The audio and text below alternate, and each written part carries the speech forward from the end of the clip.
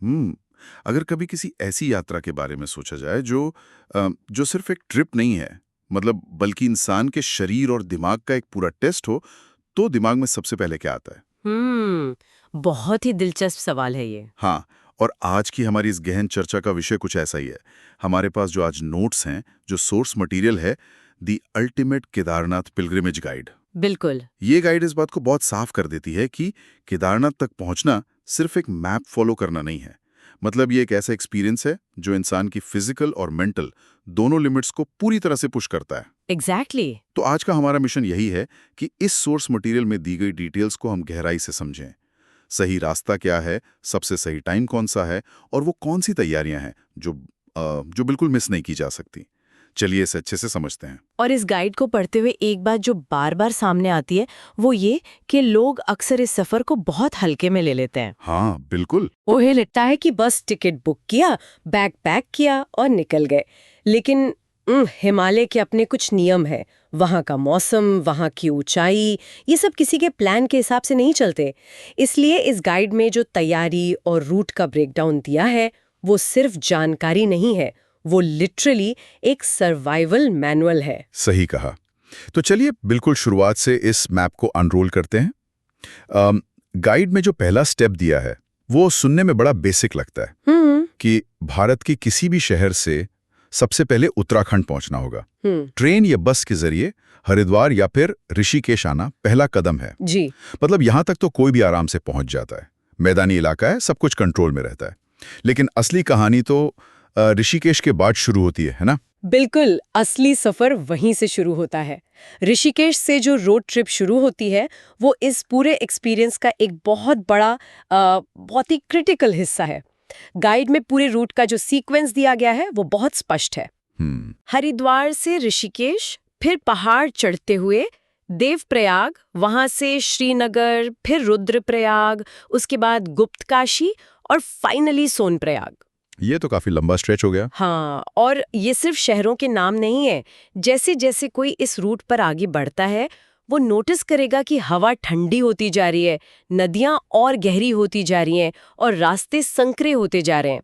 मैदानी इलाकों की जो एक भागदौड़ है वो बस पीछे छूट जाती है। और ये रोड ट्रिप कोई 1-2 घंटे की ड्राइव तो है नहीं, इसमें पूरा दिन निकल जाता है। बिल्कुल, पहाड़ों के घुमावदार सड़कों पर लगातार सफर करना अपने आप में काफी थका देने वाला होता है। लेकिन इस पूरे रूट को लेकर गाइड में एक बहुत ही अहम बात मेंशन की गई है। हाँ, वो प्राइवेट गाड़ियों वाला रूल। एग्जैक्टली कि प्राइवेट गाड़ियां सिर्फ सोनप्रयाग तक ही जा सकती हैं।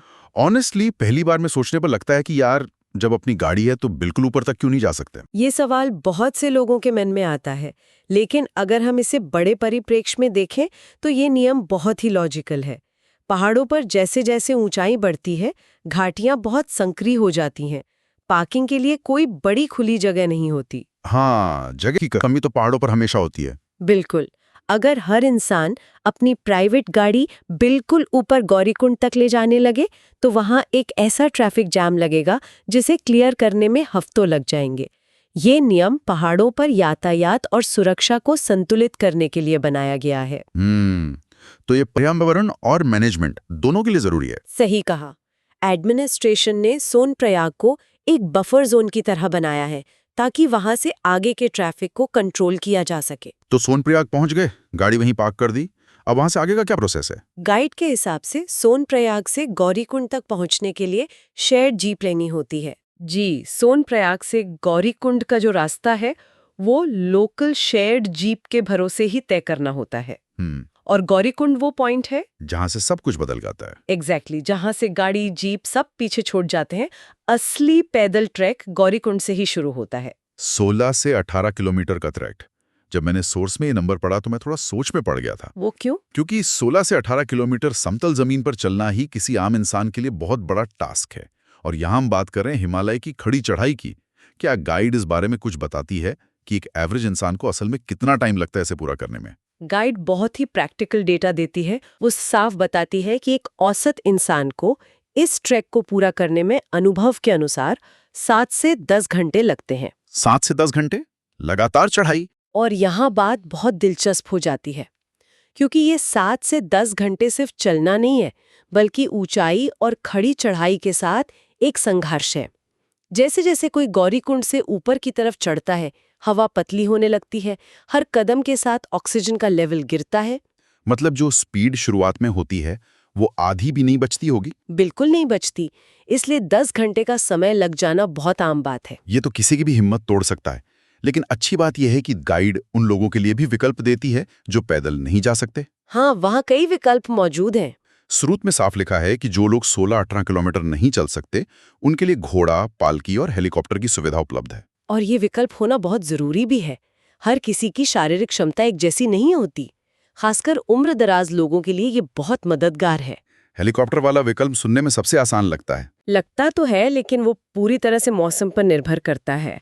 पहाड़ का मौसम कब खराब हो जाए कोई नहीं जानता, इसलिए हमेशा एक बैकअप प्लान होना चाहिए। सही बात है। अब मान लीजिए किसी ने तय कर लिया कि उसे ट्रिक कैसे करना है। अगला सबसे बड़ा सवाल आता है, जाने का सही समय कौन सा है। ये बहुत ही क्रिटिकल डिसीजन है। गाइड के अनुसार मंदिर हर साल लगभग अप्रैल या मई के महीने में खुलता है और नवंबर तक खुला रहता है। और एक बहुत ही ताज़ा जानकारी जो स्रोत में दी गई है वो ये कि 2026 में मंदिर लगभग 22 अप्रैल को खुलने की घोषणा हुई है। हाँ, ये एक बहुत ही अहम अपडेट है। टाइमिंग ही इस पूरे जर्नी का सबसे बड़ा फैक्टर है। अगर हम महीनों का विश्लेषण करें तो मई और जून का समय काफी अच्छा रहता है। मौसम थोड़ा साफ रहता है और जो लोग पहली बार जा रहे हैं उनके लिए ये सबसे बेहतरीन समय माना जाता है। लेकिन मुझे लगता है कि मई जून का मतलब है सबसे ज्यादा भीड़। उस वक्त तो वहां बहुत ज्यादा रश होता होगा। एग्जैक्टली यही इस मौसम की सबसे बड़ी चुनौती है। भीड़ बहुत होती है। इसलिए गाइड ने जिस समय को सबसे बेहतरीन यानी बेस्ट बताया है वो है सितंबर और अक्टूबर का महीना। सितंबर और अक्टूबर। जी, एक्सपर्ट एनालिसिस के हिसाब से ये समय सबसे अच्छा इसलिए है क्योंकि एक तो भीड़ कम होती है, दूसरा बारिश के बाद मौसम इतना साफ हो जाता है कि हिमालय के बिल्कुल साफ नज़ारे, एकदम क्लियर व्यूज मिलते हैं, और सबसे बड़ी बात, ट्रैक पूरी तरह से सुरक्षित रहता है। शांति, साफ मौसम और सुरक्षा, ये तो परफेक्ट कॉम्बिनेशन हो गया। लेकिन गाइड में एक चेतावनी भी है जो बहुत कड़े शब्दों में दी गई है। हाँ, और वो चेतावनी बिल्कुल इग्नोर करने वाली नहीं है। गाइड साफ कहती है कि जुलाई और अगस्त के महीनों में जाने से बचें। इसे पूरी तरह अवॉइड करने को कहा गया है क्योंकि इन महीनों में बारिश और लैंडस्लाइड का बहुत बड़ा खतरा रहता है। पहाड़ों पर मॉनसून का मतलब है कि रास्ते रातों रात खतरनाक हो सकते हैं। यहाँ सबसे ध्यान देने वाली बात यह है कि प्रकृति के नियमों का सम्मान करना कितना जरूरी है। उस समय यात्रा करना सीधे सीधे जोखिम उठाना है। बिल्कुल, सुरक्षा सबसे पहले आनी चाहिए। तो जाने का सही समय तो तय हो गया। अब बात करते हैं उस हिस्से की जो शायद सबसे ज्यादा जरूरी है, जरूरी तैयारियां। बिना तैयारी के ये सफर बहुत भारी पड़ सकता है। गाइड में जो लिस्ट है उसमें सबसे पहला और सबसे जरूरी काम है रजिस्ट्रेशन। चारधाम रजिस्ट्रेशन पूरी तरह से अनिवार्य है, यानी मैंडेटरी है। इसे यात्रा शुरू करने से पहले ही ऑनलाइन कर लेना चाहिए। यह कोई फॉर्मेलिटी नहीं है। प्रशासन को पता होना चाहिए कि ट्रैक पर कितने लोग हैं, ताकि किसी भी आपातकालीन स्थिति में वो तैयार रहें। इसलिए इसे हल्के में नहीं लिया जा सकता। रजिस्ट्रेशन के बाद बात आती है शारीरिक फिटनेस की। ये एक बहुत ही अहम बिंदु है जिस पर गाइड जोर देती है। 16-18 किलोमीटर के ट्रैक के लिए शरीर का तैयार होना बहुत जरूरी है। रोज 3 से 5 किलोमीटर की वॉक शुरू करने की सलाह दी गई है। और सिर्फ वॉक ही नहीं, इसमें एक बहुत ही स्पेसिफिक सलाह है कि सीढ़ियां चढ़ने की प्रैक्टिस करनी चाहिए। सीढ़ियां चढ़ना? हाँ, क्योंकि जब आप पहाड़ चढ़ते हैं तो आपके पैरों की मांसपेशियों पर लगातार दबाव पड़ता है। सीढ़ियां चढ़ने से शरीर उस खास तरह के दबाव का आदी हो जाता है। अगर आप सिर्फ समतल जमीन पर चलते हैं तो पहाड़ की चढ़ाई में बहुत जल्दी थक जाएंगे। ये बहुत ही बढ़िया पॉइंट है। अब आते हैं सामान की लिस्ट पर कि आखिर बैग में क्या-क्या होना चाहिए। स्रोत में जो पैकिंग लिस्ट दी गई है वो काफी दिलचस्प है। दिलचस्प इसलिए क्योंकि वो बहुत ही सोच समझ कर बनाई गई है। इसमें सबसे पहले है जैकेट। और मजे की बात यह है कि गाइड कहती है कि गर्मियों में भी वहां ठंड लगती है। इसके अलावा रेनकोट, ट्रैकिंग शूज, दस्ताने और ऊनी टोपी। इन सब चीजों का होना बहुत जरूरी है। मैं इसका थोड़ा कॉन्टेक्स्ट देती हूँ। ऊपर ऊंचाई पर ऑक्सीजन कम हो जाती है और रात के समय भयंकर ठंड होती है। अगर शरीर की गर्मी बाहर निकलती रहे तो हालात बहुत खराब हो सकते हैं। इसलिए दस्ताने और ऊनी टोपी को कभी भी नज़रअंदाज नहीं करना चाहिए। शरीर की ज्यादातर गर्मी सिर और हाथों से ही निकलती है। और रेनकोट तो मौसम के अचानक बदलने पर बहुत काम आता है। इसके अलावा लिस्ट में 2 बहुत ही ज़रूरी चीज़ें हैं, एक पावर बैंक और एक टॉर्च। इसका कारण भी बहुत प्रैक्टिकल है। ठंड में मोबाइल की बैटरी बहुत तेजी से खत्म होती है। जो बैटरी शहर में पूरा दिन चलती है वो वहाँ कुछ घंटों में खत्म हो सकती है, और अगर ट्रैक पूरा करने में रात हो गई तो वहाँ कोई स्ट्रीट लाइट नहीं होती। इसलिए पावर बैंक और टॉर्च सिर्फ गैजेट्स नहीं हैं, वो लाइफ लाइन्स हैं। ये तो हो गई कपड़ों और गैजेट्स की बात, लेकिन खाने की तैयारी भी उतनी ही अहम है। गाइड बताती है कि ऊपर खाने पीने की चीजें बहुत महंगी मिलती हैं, जो कि स्वाभाविक भी है क्योंकि हर चीज खच्चरों पर लादकर ऊपर ले जाई जाती है। इसलिए साथ में चॉकलेट, ड्राई फ्रूट्स और ग्लूकोज जरूर रखने की सलाह दी गई है ताकि तुरंत एनर्जी मिल सके। हाँ, भारी खाना खाने से ट्रैक के दौरान सुस्ती आ सकती है, लेकिन ग्लूकोज और चॉकलेट तुरंत एनर्जी देते हैं, जो उस खड़ी चढ़ाई में बहुत काम आती है। अब इस गाइड के सबसे संवेदनशील हिस्से पर आते हैं, स्वास्थ्य संबंधी सलाह। गाइड में बहुत साफ लिखा है कि ब्लड प्रेशर या अस्थमा की समस्या वाले लोगों को यात्रा से पहले डॉक्टर से सलाह जरूर लेनी चाहिए। ये सबसे जरूरी सलाह है। जैसे जैसे ऊंचाई बढ़ती है, हवा पतली होती है, दिल को ऑक्सीजन पंप करने के लिए ज्यादा मेहनत करनी पड़ती है, जिससे ब्लड प्रेशर बढ़ सकता है। अस्थमा वालों के लिए तो सांस लेना और भी मुश्किल हो जाता है। और इसी से जुड़ी एक बहुत ही कारगर सलाह दी गई है, सांस लेने में मदद के लिए कपूर या इनहेलर साथ रखना। जी हाँ, कपूर की महक से बंद नाक या सांस फूलने की स्थिति में थोड़ी राहत मिलती है। ये एक बहुत ही समझदारी भरा कदम है। तो इस सब का असल में क्या मतलब है? इसका मतलब है कि ये यात्रा सिर्फ श्रद्धा की नहीं है, बल्कि जिम्मेदारी और समझदारी की भी है।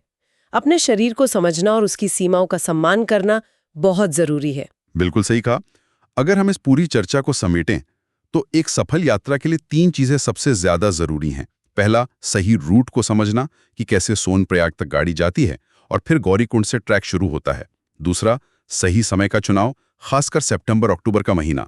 और तीसरा, सही तैयारी, जिसमें ऑनलाइन रजिस्ट्रेशन से लेकर सीढ़ियों की प्रैक्टिस, ऊनी कपड़े और कपूर जैसी छोटी लेकिन जरूरी चीजें शामिल हैं। इस पूरे स्रोत का विश्लेषण करने के बाद यही समझ आता है कि केदारनाथ का रास्ता केवल एक भौगोलिक दूरी तय करना नहीं है, ये अपनी शारीरिक और मानसिक सीमाओं को समझने और उन्हें स्वीकार करने का सफर है। सच में। और इन सब बातों पर चर्चा करते हुए मेरे दिमाग में इस स्रोत से ही जुड़ा एक बहुत ही गहरा विचार आ रहा है। वो क्या? जरा सोचिए, जब इंसान 16-18 किलोमीटर की उस खड़ी चढ़ाई को चढ़ता है, हर कदम के साथ ऑक्सीजन कम हो रही है, ठंड शरीर को भेद रही है और फेफड़े पूरी ताकत लगा रहे हैं, तो क्या ऐसे चरम वातावरण में, ऐसे एक्सट्रीम एनवायरनमेंट में ये सिर्फ एक रास्ता रह जाता है? बहुत ही सोचने वाली बात है। क्या ये शारीरिक संघर्ष इंसान के दिमाग को एक गहरे ध्यान में, एक डीप मेडिटेटिव स्टेट में नहीं धकेल देता, जहां दुनिया की सारी चिंताएं पीछे छूट जाती हैं और मंजिल तक पहुंचने का अर्थ ही पूरी तरह से बदल जाता है? शायद वो रास्ते की कठिनाई है जो उस मंजिल को इतना खास बनाती है। यह एक बहुत ही शक्तिशाली विचार है। शायद यही कारण है कि ये यात्रा इंसान को भीतर से बदल कर रख देती है। एग्जैक्टली। और इसी विचार के साथ हम आज के इस विस्तृत विश्लेषण को यहीं समाप्त करते हैं। स्रोत में दी गई जानकारी ने इस सफर को देखने का नजरिया ही बदल दिया है। हम फिर मिलेंगे एक नई चर्चा और कुछ नए तथ्यों के साथ।